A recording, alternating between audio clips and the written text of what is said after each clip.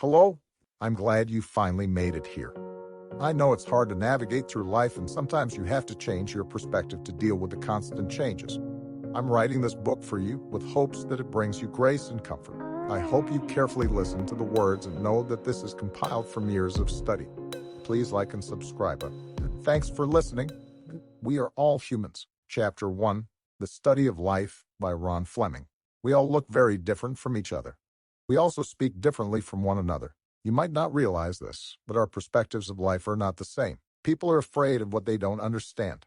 When you don't understand someone or something, this can cause fear, and fear eventually turns into hatred. We are the result of our environment and support structure. Your faith, family, and friends are part of these structures. If you were raised around pro basketball players, you most likely will become an athlete. If you are raised to have prejudices, you might carry those beliefs into adulthood. No matter how fucked up our parents raised us, it's up to us to recognize our faults. When you zoom out and look at the broader picture, you will realize that we are all humans. We all share similar commonalities. We all have faults. We all have a dark side. We all have emotions. Love, hate, jealousy. There are far too many commonalities to list. Once you realize this, you will begin to understand yourself, and you will empathize with people much better. When you have a better understanding of people and their perspective, you will learn there's nothing to be afraid about. This will reduce hate and will promote better communication with others. Self-reflection. Self-reflection. Chapter 2. The Study of Life, by Ron Flemming. Self-reflection is the observation of one's mind and self. It's like stepping out of your body and analyzing the quality of the decisions you've been making. We must look from within ourselves to find our purpose.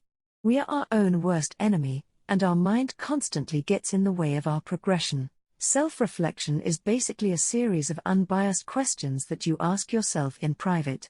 The questions you ask yourself determine the type of character you'll be. It's important to constantly constructively criticize your thoughts and actions. Ask yourself, is your belief system flawed? Does this align with my morals? How could I have done it better? Know your strengths and weaknesses. You want to utilize your strengths to the optimal capabilities. Use your accomplishments to accomplish your next goal. When you find your weaknesses, take some time to train in that area. Make your weaknesses your new strengths. Some narcissistic people find it hard to practice self-observation. This is unfortunate, and unless you can recognize this deficit, this can make it harder for growth. Being aware of your thoughts and control your mind. You must plant only constructive thoughts because your thoughts create your reality. Catch all useless and negative thoughts, and omit them from your mind. Whatever you think about the most will eventually manifest in one way or another. This is why you should only think about only the things you want, and disregard the things you don't want, because they will eventually manifest. Chapter 3, Knowledge. Chapter 3, The Study of Life by Ron Flemming. Blessed is the one who finds wisdom and the one who gets understanding, for the gain from her is better than gain from silver, and her profit better than gold. She is more precious than jewels, and nothing you desire can compare with her. Proverbs 3:13-15. Knowledge is the accumulation of everything you've learned throughout your life, and wisdom is understanding how you apply this knowledge. Wisdom and understanding is the continual pursuit of knowledge and self-mastery. They say your education begins after you graduate school. I believe you continually have a lifetime of learning and discovery. I often listen to the excuses from middle-aged people that refuse to let new information in. We mustn't limit our capabilities or options. We must also discipline our thinking and be more specific with the things we want to learn. When we practice continued learning, neuroplasticity starts making new connections in our brain, which in turn decreases the age of your mind. This results in a longer living lifespan. Seek knowledge as if it were an addictive drug. I picture myself connected to the mainframe, downloading information directly to my brain, like Neo in the Matrix movie. That movie might be close to reality. Quality information is freely accessible now thanks to the internet. The trick is to know what you want to learn and knowing what to look for. Just like everything else in life, the more you do it, the easier it gets. Understanding and Empathy. Chapter 4, The Study of Life by Ron Flemming. Any fool can know, the point is to understand. Albert Einstein. When you know something, it's not the same as you understanding it. Knowing is basically the accumulation of information that you gathered, while understanding is discovering where it fits in the application to life. Understanding is one of the key elements to a heightened consciousness. To understand humans, first you need to understand yourself. Think about what you value most in life. Is it respect, love, and compassion, a sense of security, a good education for your family, a nice-paying job? Is it wealth? The odds are a majority of the world wants to be afforded the same opportunities as you. When you understand this concept, you begin to realize that this person in Ukraine or this person in Vietnam have more in common than you realize. After knowing and accepting this realization, you can begin to understand what perspective people are reacting from. This is called empathy. Empathy is the ability to see the world from other people's perspective. It's also the ability to feel, replicate, and visualize a portion of people's pain or unresolvement. Practicing empathy will bring you to a higher level of consciousness. It will also give you a better understanding of yourself and how you interact with other people. Understanding someone empathetically leads to greater communication, harmonious living, and a relationship with greater chance for reciprocity. Decide. Decide what you want. Chapter 5, The Study of Life by Ron Flemming. One of the biggest cliches is to follow your heart and to follow your dreams. That's true to a certain degree, but what happens if you don't know what your passion is, or what your dream is? It comes down to trusting your instincts and not fighting the process. It's important to stay curious to new ideas and be open to new opportunities. Your available options are limited only by your perception. Some of the best things come accidentally. You have to allow these accidents to happen, because sometimes your calling chooses you. It ultimately comes down to asking yourself what makes you feel happy.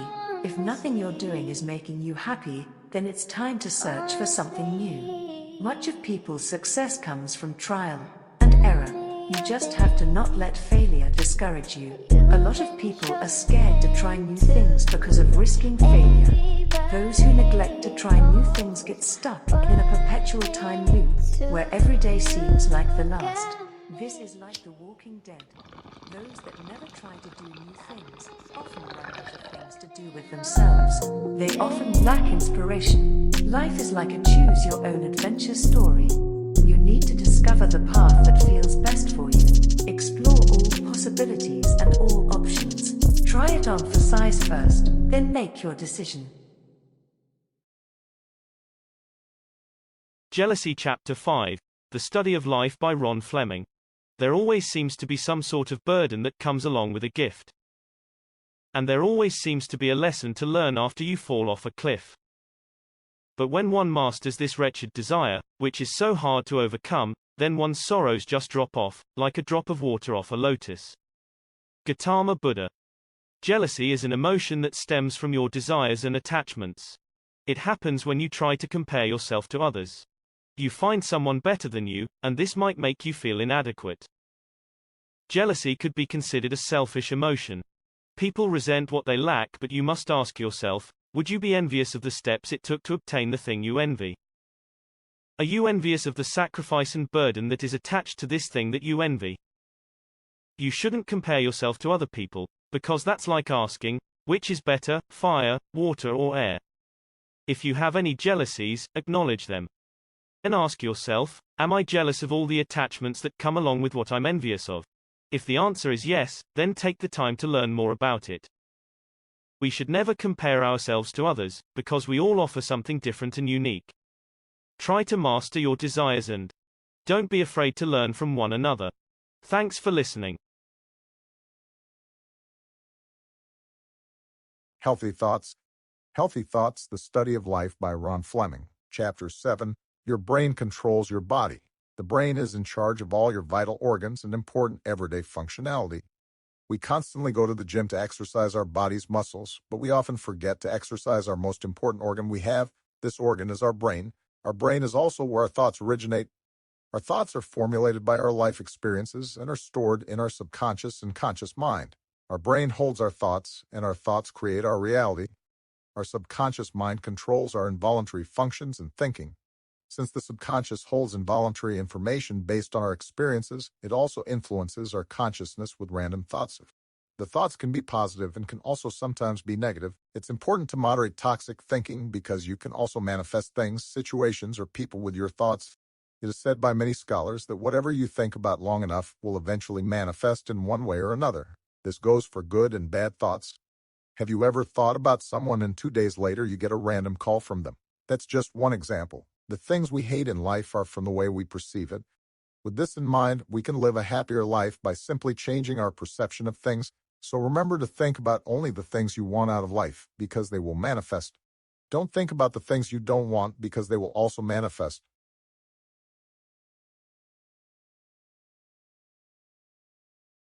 Loneliness. The Study of Life by Ron Flemming. Chapter 8. Loneliness is an emotion everyone feels at some point in life. Loneliness is a natural feeling that even the wealthiest people will experience.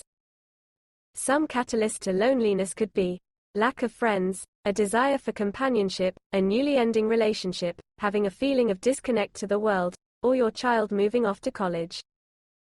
As people, we crave reassurance for the things we say and do. If we don't receive this in one form or another, then we tend to feel isolated. That is why Facebook's like button is so popular.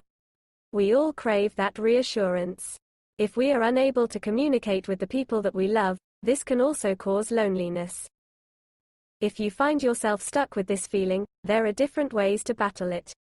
I'm a firm believer in turning negative emotions into positive results. Some things can be overcome just by changing your perspective. It's important to stay active and stay busy. Try taking up a new craft like writing, music, video, art, comedy, or do research on your favorite topics. If you're feeling lonely, try changing your environment and behavior. Take a different route home, randomly say hi to a stranger, or share your knowledge with the world. Just changing one thing in your daily routine opens a new door of possibilities. Don't be afraid to initiate conversation or reach out to someone for help or advice, and don't be afraid to reach out to a friend, because odds are they are lonely too. Chapter 9 The Study of Life by Ron Flemming. We are electricity, we are light. Our spirit looks like small glowing orbs of light that floats around. The spirit is our non-physical existence. Our body is the vessel to our spirit. Our physical body is temporary, but our spirit has no expiration. Our universe was made by the Creator. The Creator made humankind, and He also created all that exists. God is the Creator. God created us by being inspired with love and compassion. This is why we call Him our Father in heaven. God put us on earth so we can experience pain. God wants us to experience pain so that we understand love. We are here on earth to fulfill our purpose. This purpose is something that we need to discover for ourselves. Once we finish our purpose on earth, we are then led through a dark tunnel, where at the end is the most magnificent light you have ever seen and felt. This light holds a feeling of unconditional love, comfort, and acceptance. Little is known to what specifically happens, but it is said you are greeted by an angel or Jesus, where they show you your past and future situations. And they also decide if you stay or go back to Earth. This information is based on countless discoveries by people with experience in near-death experiences.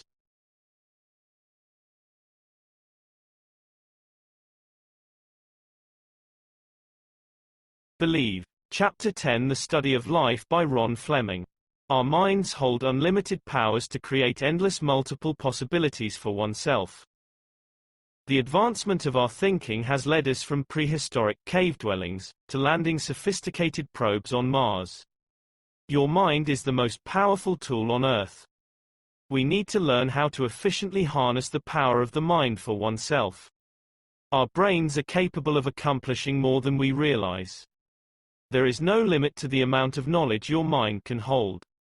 To harness some of this power, you have to believe. When I say believe, I mean that in even the simplest form by acknowledging that your goal is absolutely possible. First and foremost, it is important to believe in yourself. Let me repeat myself. It's important for you to believe in yourself. When you believe in yourself, no one can influence you without your consent. You would also be able to accomplish almost anything you put your mind to. If you believe you can't do something, then you can't. If you believe that you can do it better and bigger, then you can. Believing is like visualizing the end result will come to fruition. When you believe you can do something, the mind goes through various scenarios on how you could accomplish your plan. This gets the creative juices flowing, then the chips start falling into place. You can't be afraid to fail, because it is going to happen. You just have to believe you will get through any and all adversity and stand patiently firm and focused with your missions.